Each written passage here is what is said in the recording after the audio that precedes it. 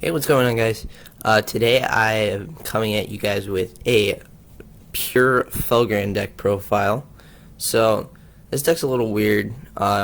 It's just basically a bunch of really high-level dragons that special summon each other or themselves from the graveyard. And you can go into the extra deck and stuff, but it's pretty budget. It costs me basically around $50, maybe. Like, for example, this card can be pretty expensive, but I got it for essentially $10 out of a special edition of Shining Victories, so it's pretty cheap. Anyway, let's get into the deck profile. Starting off with the main deck, we got, of course, 3 Felgrand, because this is a pure Felgrand build. If you guys want to see like a Lightsworn Felgrand deck, then tell me that in the comments. But anyway, Felgrand, what he does is when he's special summoned from the graveyard, you can target a monster your opponent controls are in their graveyard and banish it, and then he gains attack equal to its level or rank times 100. And then if he destroys an opponent's monster of a battle, you can special summon a level 7 or 8 dragon type monster from your graveyard. So, pretty good. Definitely one of the best cards in the deck. That's why this deck's based around him. And then we got 3 Archbrave Dragons. Again, another card in the structure deck. He's sent to the graveyard. You can special summon level 7 or 8 dragon type monster from your graveyard during the end phase of that turn. And if he's special summoned from the graveyard, you can banish as many face-up spell and trap cards your opponent controls as possible, and then he gains 200 in attack and defense for each card banished. So he's really good for removing floodgates or against pendulum decks or whatever. So pretty good card. Definitely 3 of staple in a pure Felgrand deck. You might run him at 2 of if you're not running a pure build, but I am, so I'm running him at 3. And then I'm playing 2 Dragonity Armo Leviathan and 1 Light and Darkness Dragon.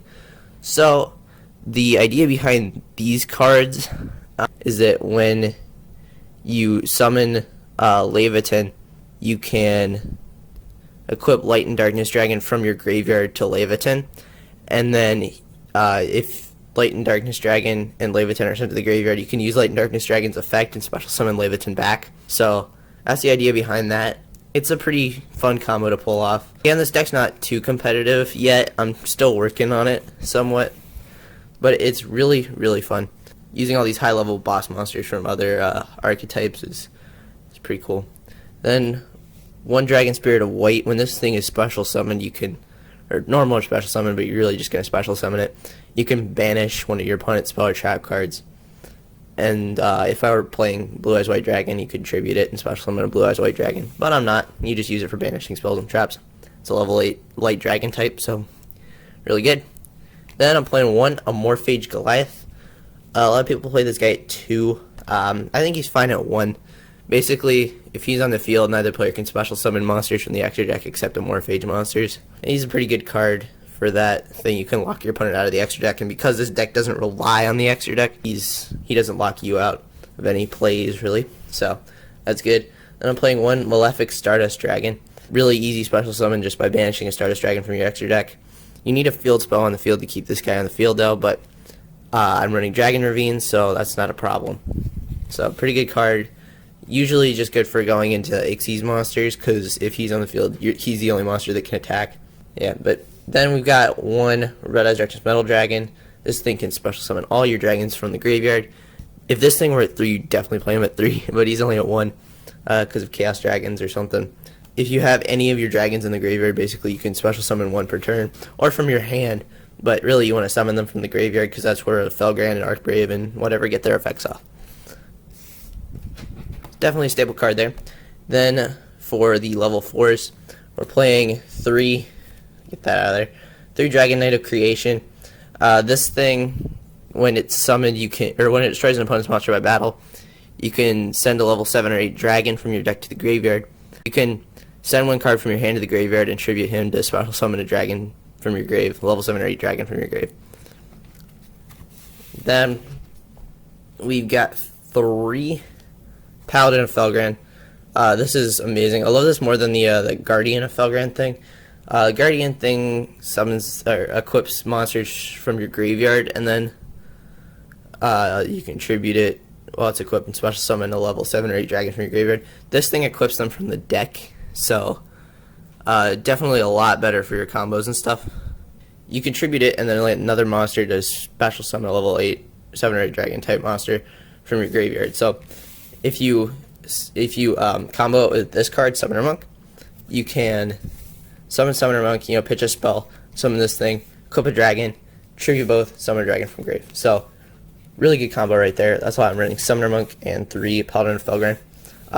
Summoner Monk, you usually want to summon Paladin of Felgrand and not the Dragon Knight of Creation thing.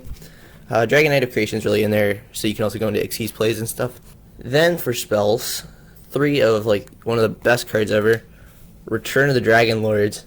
This thing is just a monster reborn for dragons. You can special summon a level 7 or 8 dragon from your graveyard, and then you can remove it from play to prevent one of your dragons from being or dragon type monsters with an S on it. So if there's more than one dragon on your field, you can prevent it from any of them from being destroyed by battle or card effect that turn. So really, really good. Then 3 trade in, because there are a lot of level 8 dragons in here. If only Arcbrave Dragon were a level 8 instead of a level 7, then this deck would be so much better. But trade in for draw power, because it's really good. Then, of course, we got 2 Dragon Ravines, 2 Terraformings. Dragon Ravine can set up all your plays. You can discard a card to send a dragon from your deck to the graveyard. I'm not playing any level 4 lower Dragonities, so that effect doesn't matter. If I were, you could add one from your deck to your hand instead of sending a dragon to your grave, but really you just want to use it for sending a dragon to your grave. If it were at 3, it would run 3, but it's only at 2, so we have to run 2 Terraformings with it as well. 2 Twin Twisters for back row hate, because Twin Twisters is really good in this deck. You can pitch a dragon and then special summon it next turn or whatever. If you're wondering why these have different sleeves, it's because I had to borrow them from my brother. Same thing with this card, Raigeki. I have a Raigeki, I just didn't bother to put it in this deck.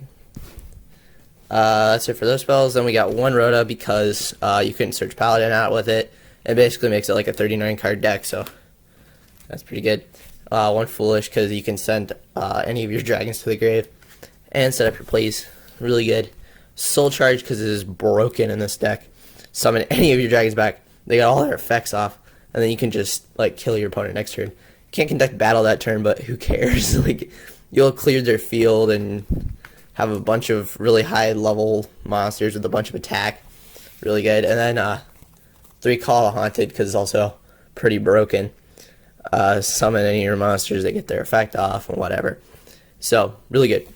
Then for the extra deck, playing the only 2 rank 8s I have, which are Galaxy Ash Prime Photon Dragon and the Hieratic Sun Dragon Overlord of Heliopolis. And then for rank 4s, I got Utopia and Utopia Ray, because I don't have the lightning, because I'm a budget player. And I've got 1 Gem Knight Pearl. This thing's for beating out Ophion. It's got 50 more attack than Ophion, because if they summon Ophion, they basically lock you out of your main deck completely. So you really need to go into one of your rank 4s that can get rid of him. And sometimes Gem Knight Pearl is the best option. I really have a bunch of options for getting rid of Ophion, because Ophion's been a big problem while I was playtesting this deck. So Gem Knight Pearl is one of the options. The extra deck has a lot of room, so I decided to put in Gem Knight Pearl. Then I've got Excalibur in case you draw 2 Paladins or whatever. 4,000 beat stick for a turn, really nice. One of my favorite Xyz monsters. Then Steel Swarm Roach, just, whatever, can be a staple in some decks. Castellan 101, also really good, staples. For rank 7s, we got Gaia Dragon, Galaxy Tomahawk, Allies Absolute Dragon, because I don't have Draco Sack, because I'm a budget player. So, Allies Absolute Dragon, when it's destroyed, you can summon this thing, Allies Meteor Burst, and that's another level 7, so you can go to another rank 7 with it. So that's really good. And then 2 Stardust Dragons for Malefic Stardust Dragon. And why am I playing 2? I don't know. I guess if my opponent has Zaborg the Thunder, the Mega Monarch, then they'd have to send 2 of my Stardust Dragons to the graveyard. Or I could send 1 if they don't tribute a light with it. Very specific reason, but whatever. So that's there's my deck profile. If you guys enjoyed, please remember to leave a like. And maybe any suggestions for how I could improve this deck or any other decks I could make. I'm going to try to come out with a Lightsworn Felgrand deck in a few weeks maybe. We'll see. Anyway, thanks for watching. See you guys later. Bye.